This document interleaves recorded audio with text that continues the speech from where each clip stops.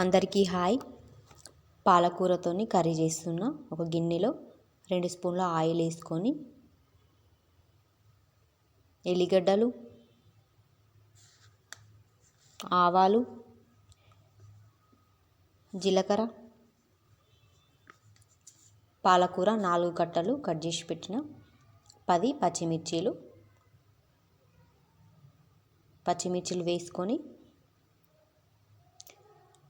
1 spoon salt, పచ్చిమిర్చిలు ఇలా fry అయిన తర్వాత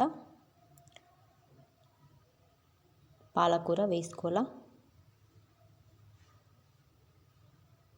పాలకూరలో మనం వాటర్ ఏం వేయకుండానే పాలకూరలో ఉన్న వాటరే సరిపోతుంది.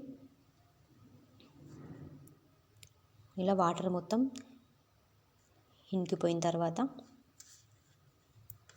గ్యాస్ ఆఫ్ చేసుకొని వేరే గిన్నెలోకి సర్వ్ చేసుకుంటే పాలకూర కర్రీ రెడీ. Thank you.